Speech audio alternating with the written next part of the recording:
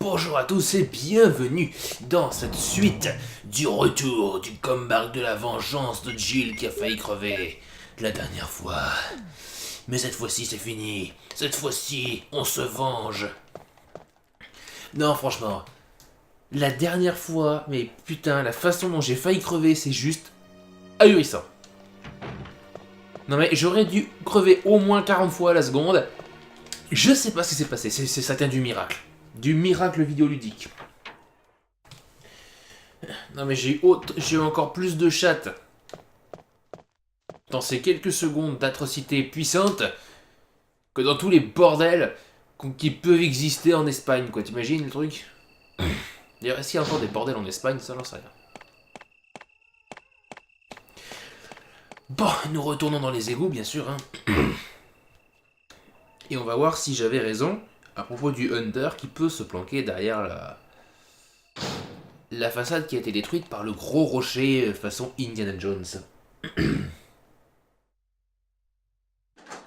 Non mais sérieusement, j'en reviens toujours pas quoi. J'en reviens franchement toujours pas.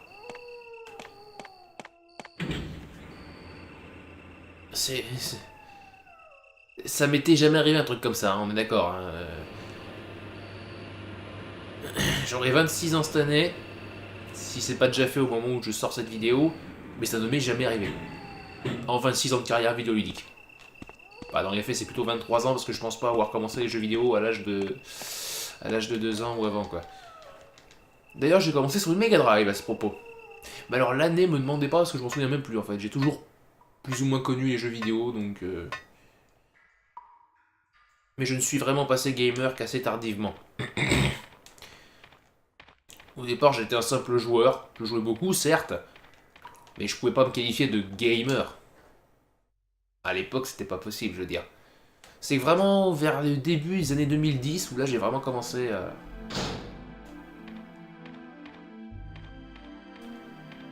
Donc là, petite musique sereine qui s'est déclenchée donc après la destruction de la... Après le gros passage de stress lié à la boule. La boule qui est morte d'un cancer, on rappelle, hein. RIP.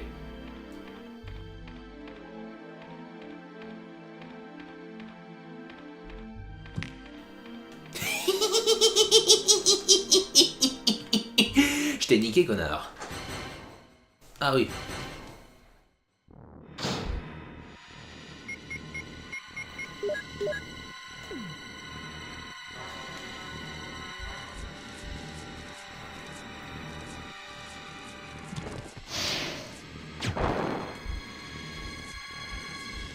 Vous voyez, une balle. 2.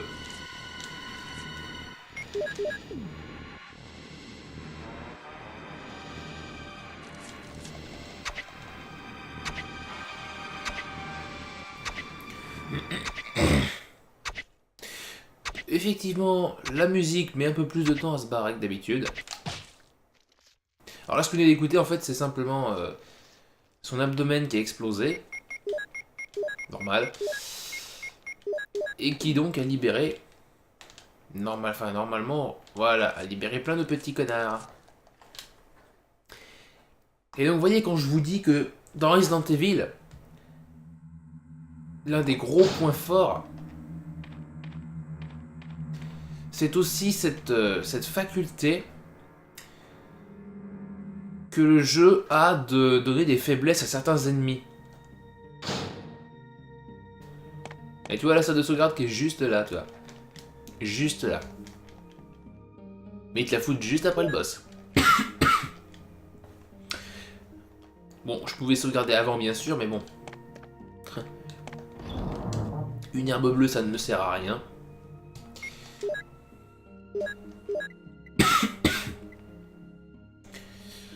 La médaille Aigle qui me sera utile sous peu, mais pas tout de suite. Je ne crois pas avoir besoin pour l'instant de ça. Ça non plus.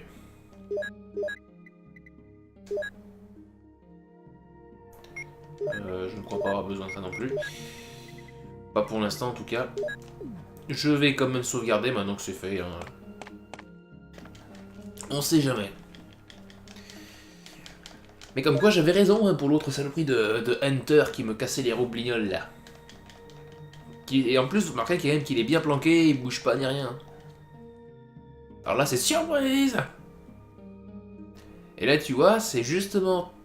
Il te surprend, donc tu hésites, tu t'arrêtes, il t'attaque, tu perds de la vie, tu perds des munitions, tu crèves ou pas. Et c'est un peu le bordel. Ah, c'est pas vrai, il y a un méchant qui demande de sortir. Attendez, ne bougez surtout pas, je vais le faire sortir.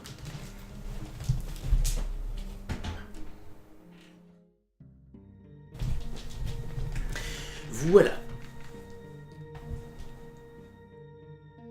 Et évidemment, c'est le plus gros chat qui est rentré.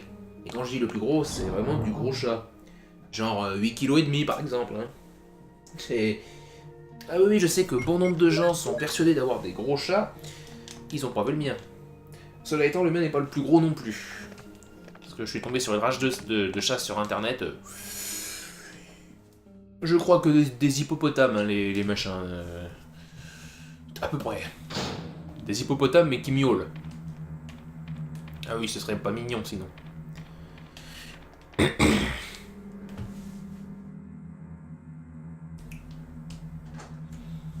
Et donc nous progressons un peu dans les égouts.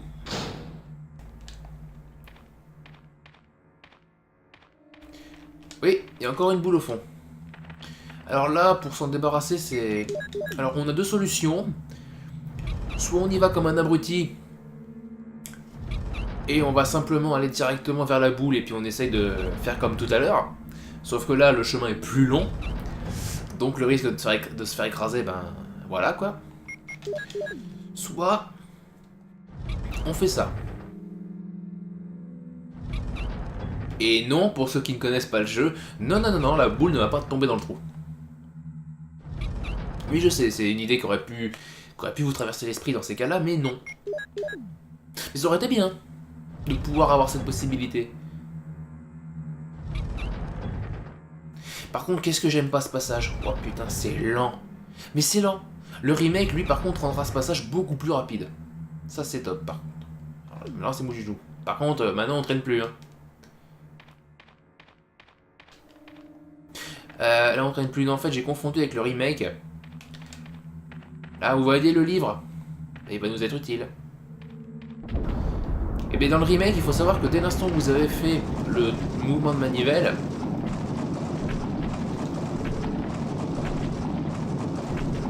le rocher part tout de suite. Gain de temps. En fait, le remake a voulu faire les choses un peu plus dynamiques, en fait. Enfin, de manière un peu plus dynamique. C'est marrant. Parce que tu t'y attends pas, justement. Tu te dis, oh bah ça marche dans le premier jeu, ben ça partait quand j'y allais, bah là en fait non. Donc là t'es surpris, tu te dis merde, qu'est-ce que je fais, tu paniques et tu te fais écraser comme une merde, quoi. Donc l'évidemment salle qui est aussi très différente dans le remake. Je me demande si je suis pas allé un peu trop loin. Et je crois que j'ai eu un message, ouais. Une notification Twitter. Mais alors qu'est-ce que c'est comme notification?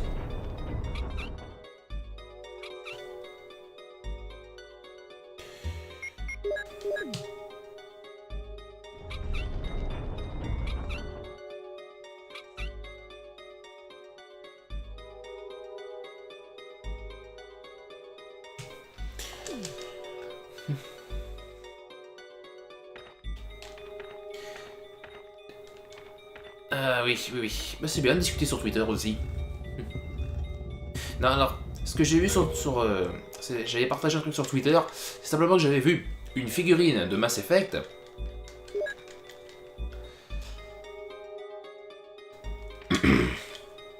Donc c'est une figurine de moissonneur, une créature de Mass Effect, que un mec a souhaité vendre 899 €.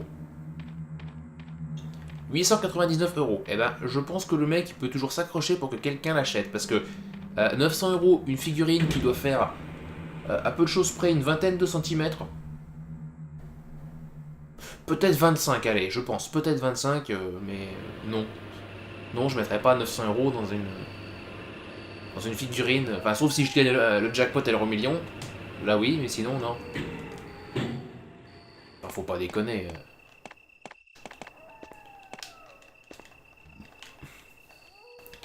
Alors là, vous remarquerez qu'on a des herbes bleues. Et bien il se trouve que c'est la dernière fois. Et j'insiste, c'est la dernière fois que vous verrez des herbes bleues. Hormis bien sûr dans mon inventaire. Parce qu'en fait maintenant, à partir de ce moment-là, vous n'avez plus d'ennemis qui peuvent vous empoisonner. Alors par contre, je vais voir si je me souviens bien de l'ordre en fait, parce que je sais plus laquelle va où. Bon, il y a une indication, mais j'ai envie de tenter sans l'indication pour voir si ma mémoire est bonne ou si au contraire elle est complètement moisie. Ouais, elle était bonne.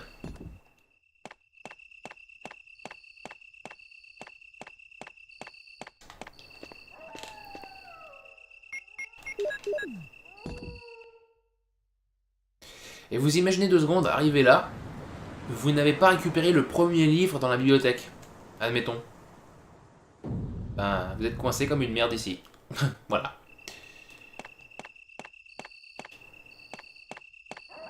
Donc là on voit bien le petit bazar qui est en 3D, là, la partie qui s'est séparée en deux, en fait c'est en 3D.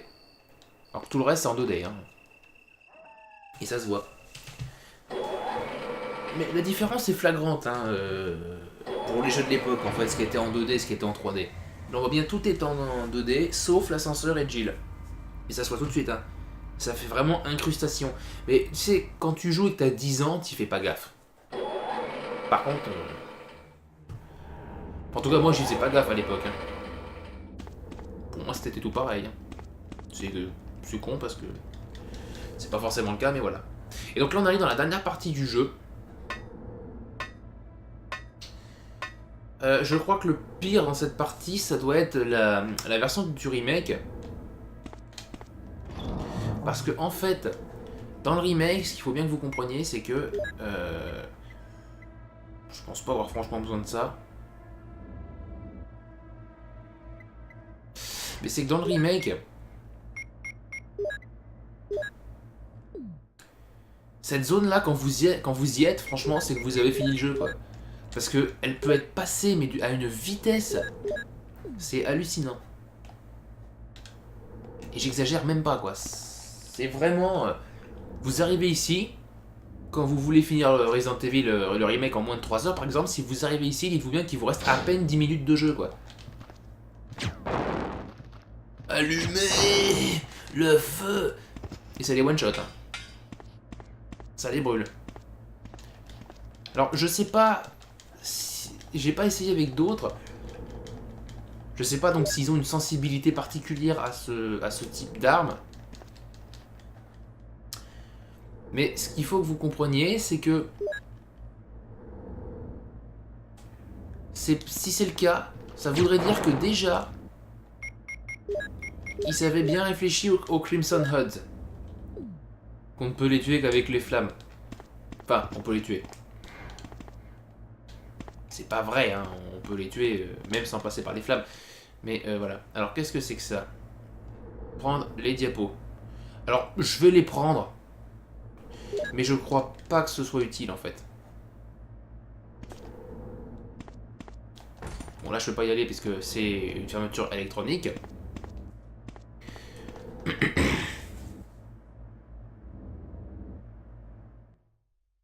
Et donc là nous voici dans le laboratoire.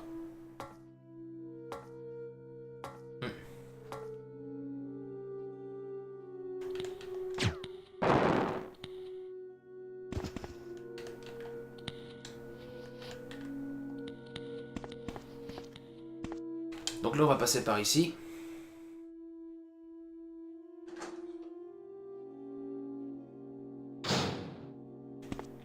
Même si normalement on ne doit pas avoir accès ici tout de suite.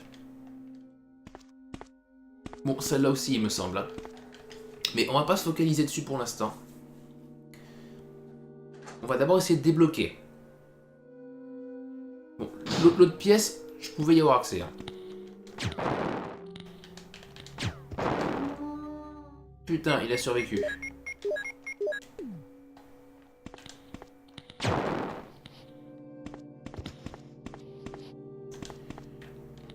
Il me semble que dans cette zone-là, en fait, dans le remake, les zombies reviennent. Ou pas. Je sais plus. À moins que je confonde encore, parce que c'est vrai que ça fait tellement longtemps que j'y ai joué. Alors normalement, en allant dans l'autre salle qu'on avait croisée tout à l'heure, dans laquelle je ne suis pas allé, on aurait des éléments pour débloquer donc le code. Parce qu'il y a des passwords à rentrer. Ce qu'on retrouvera dans pas mal de Resident Evil, hein, des passwords à rentrer quand même.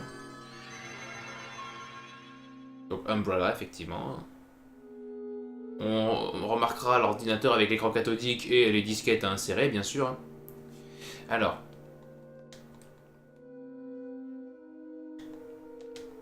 John. Password. Merde. Ada. On marquera qu'elle va normalement les entrer dans cet ordre-là. 4 lettres, puis 3. Regardez bien ce qu'elle va taper.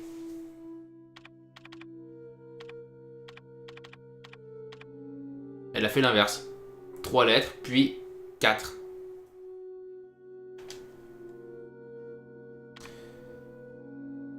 Donc voilà, ils ont inversé en fait. Et d'ailleurs, remarquez que les mains que vous voyez là, en fait, c'est les mêmes, que ce soit pour Jill ou pour Chris. Donc là, le code, en fait, vous pouvez pas le savoir si vous n'avez pas résolu une énigme, mais c'est Maul.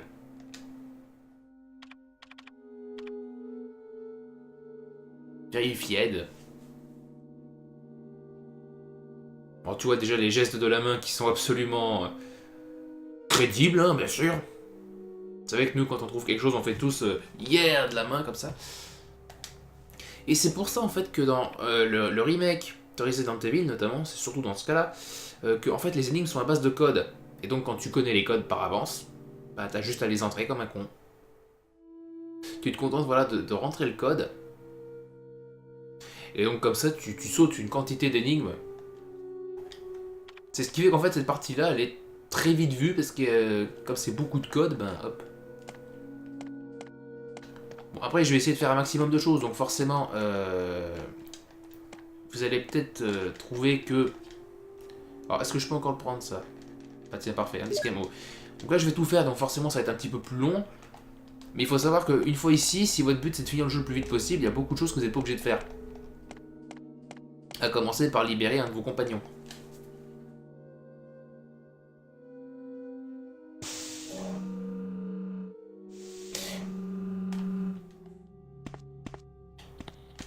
Ah merde! Quel blaireau! Lâche-moi, toi, déjà, s'il te plaît. Voilà, merci d'être mort. Putain, on va dire que l'avantage c'est que ça me fait de la place dans l'inventaire. Attention, écoutez bien. Putain, je déteste ça. Ça m'a fait sursauter plusieurs fois, pas parce que c'est effrayant, mais parce que tu t'y attends vraiment pas, quoi. Et machin... Putain...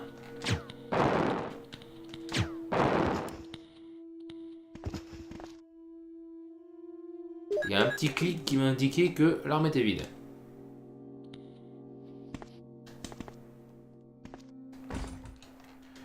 Fermer de l'intérieur, ça c'est pas de bol. Et je vois qu'on arrive aux 20 minutes de vidéo. Donc ce sera la fin de cet épisode. Dans l'épisode suivant, on va... Alors moi je vais commencer par déblayer bien sûr. Hein. Voilà. Parce que j'adore. Voilà comment on fait. Voilà. Dans l'épisode suivant les amis, je vais poursuivre cette aventure dans le laboratoire sombre et effrayant des monts Arklay.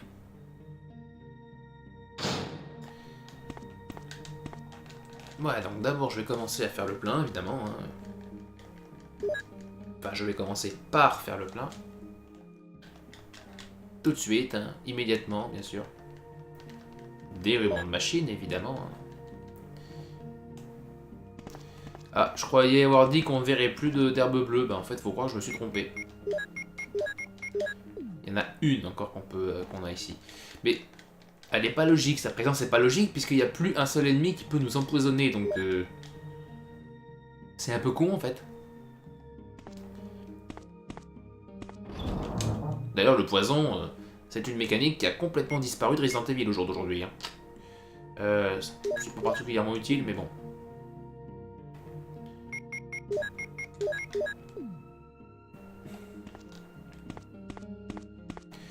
Et voilà, c'est parti pour la sauvegarde. Sur ce, je vous dis à la prochaine. Jouez bien. Ciao.